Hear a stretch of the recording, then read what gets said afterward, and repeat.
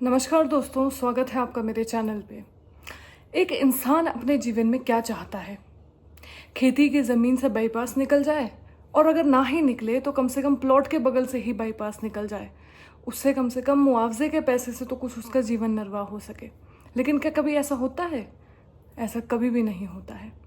आइए दोस्तों, आज हम जानते हैं मध्य प्रदेश में ज़मीन का एक ऐसा सच सामने आया है जिसने लोगों को सोचने पर मजबूर कर दिया है कि ये बड़े अफसर लोग आखिर कितनी दूर तक चाल चलते हैं। मामला भोपाल के कोलार इलाके के गराड़ी घाट गांव का है।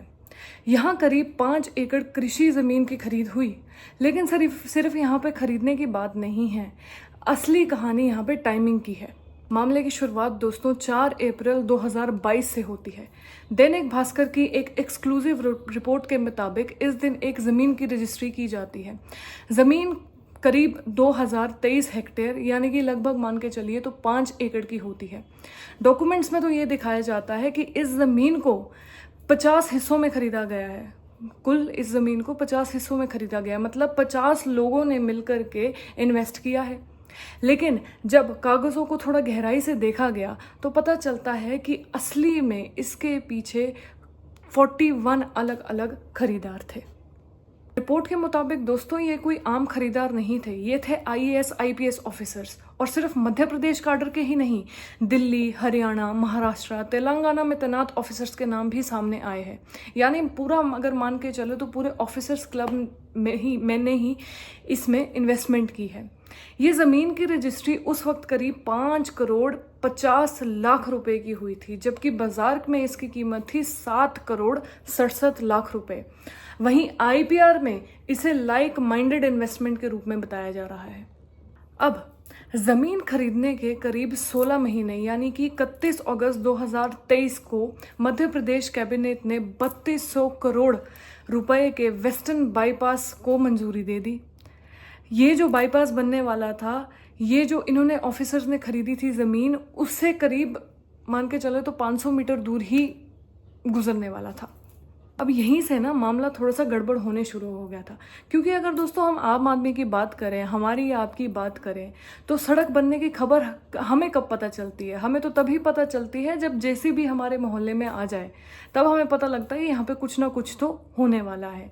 लेकिन यहाँ पे ज़मीन पहले खरीद ली गई, फिर उसके पास से बाईपास भी गुजरने की मंजूरी आ गई। फिर आया जून 2024। अब जून 2024 में क्या होता है कि इस ज़मीन का लैंड यूज़ भी बदल दिया जाता है। यानी जो ज़मीन पहले एग्रीकल्चरल लैंड थी, अब उसको रेजिडेंशियल लैंड बना दिया गया। बस जब ये हो गया, यहीं से पूरा का पूरा मामला जो है पलटने स्टार्ट हो गया।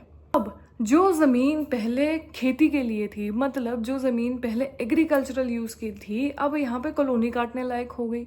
इसका क्या मतलब है? इसका और नतीजा क्या हुआ? पहले तो नतीजा इसका ये हुआ कि उस ज़मीन की जो कीमत थी उसमें ज़बरदस्त उछाल आया, ज़बरदस्त हाइक हमने देखने को मिला। मतलब जो ज़मीन की उसकी कीमत 50 करोड़ से 65 करोड़ के बीच में हो गई। यानी कि अगर मान के चले तो 11 गुना ज़्यादा फ़ायदा हो गया। अब यहाँ पे सवाल ये उठ रहा है, क्या ये इन ऑफिसर्स को पहले ही जानकारी थी कि यहाँ से बाईपास आने वाला है? क्या इसी जानकारी के बेसिस पे ही वहाँ पे ज़मीन खरीदी गई, वहाँ पे इन्वेस्टमेंट किया गया, या फिर ये सिर्फ सही समय पे सही इन्वेस्टमेंट है? कहानी क्या है? सवाल तो यही है मेन।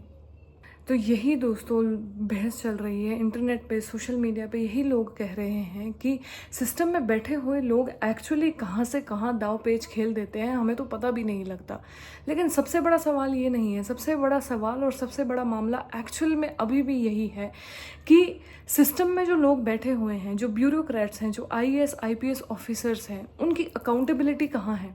उनकी ट्रांसपेरेंसी कहाँ है? उनसे सवाल कौन पूछेगा और उनकी जवाबदेही कहाँ पे होगी? यही है दोस्तों पूरा मध्य प्रदेश का मामला। अगर आपको ये वीडियो पसंद आई तो प्लीज़ इस वीडियो को लाइक करिए, शेयर करिए और सब्सक्राइब भी करिए। और मुझे नीचे बता के जाइए अगर आपको इस केस के बारे में पूरा पता है तो। मैं मिलती हूँ आपसे नेक्स्ट वीडियो में। धन्यवाद।